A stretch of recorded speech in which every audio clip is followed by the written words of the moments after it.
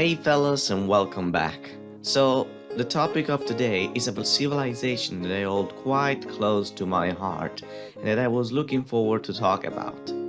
All the bright ones in the audience already know what I'm talking about, as I know they already read the title. That is right, we're talking about the Veneti. Now, the Veneti were an Indo-European people group located in modern-day Veneto region of Italy, but also some parts of East Friuli and Slovenia.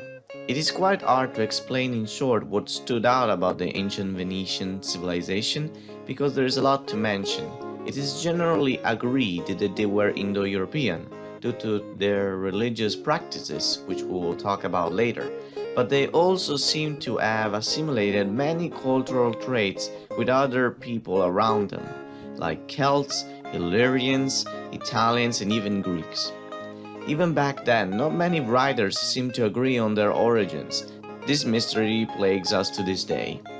However, the Veneti took this to their advantage.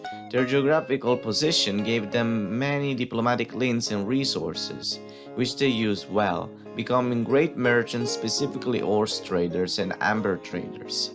Venetian horses were of very fast breed, and they played a huge role in religious and cultural practices. Amber, on the other hand, was not a local product. They used to get it from other tribes up north, and then they would trade it away to other Mediterranean civilizations, particularly the Greeks. Before we move on, let's talk about Venetian religion. Usually this isn't something I cover in this channel, but I feel like it's necessary to get some sort of idea where they originated from. One characteristic of every Indo-European civilization is that they give some divine meaning to fire. It was believed that by burning something, you give it to the gods, attributing fire as a portal to the afterlife. In fact, remains were burned as well as sacrifices. We know many Italian civilizations did this, as well as many others we maybe knew about already but never associated with one another, like the Vikings and the Greeks. Horses were also very important components of Venetian religion. In fact, many sculptures of horses were found in ruins of temples and homes.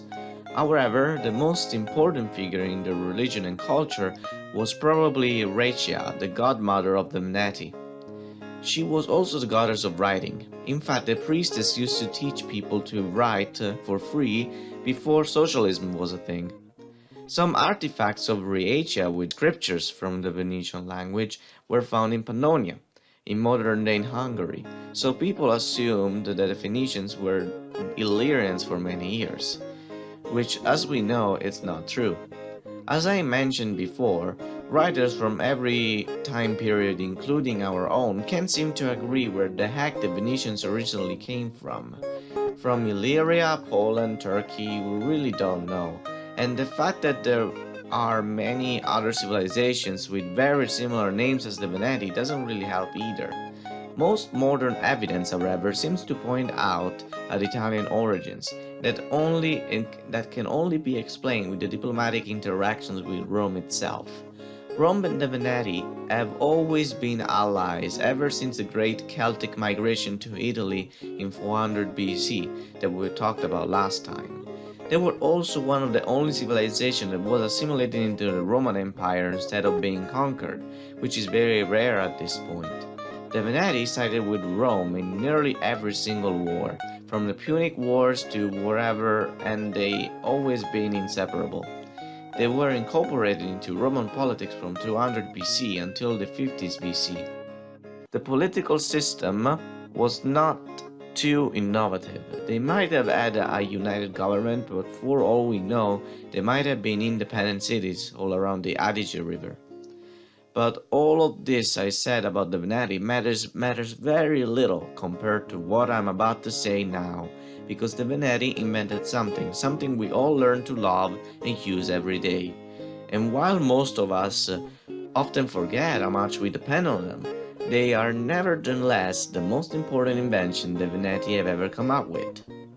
Buckets. This is a bucket. Dear God. There's more. No.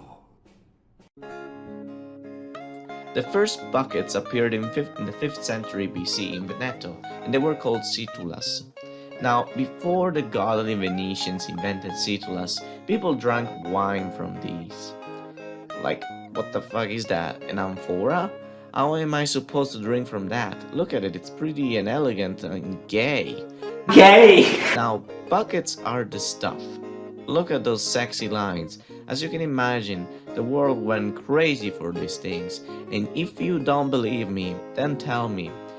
What does it say on the KFC menu? Chicken family bucket or chicken family amphora? Exactly, you know it. But all jokes aside, guys, today is 1 year since I started making these kinds of videos, and I must say, my style changed a lot. Also, we have recently reached 50 subscribers, so expect a special video from me soon. Again, I'm at uni, so I have no idea when I will make a new video, but I can tell you it's gonna be about Dane Sombri, because I'm definitely not covering Taras unless you really want me to. That's it from me, guys. I'll see you next time with a brand new video.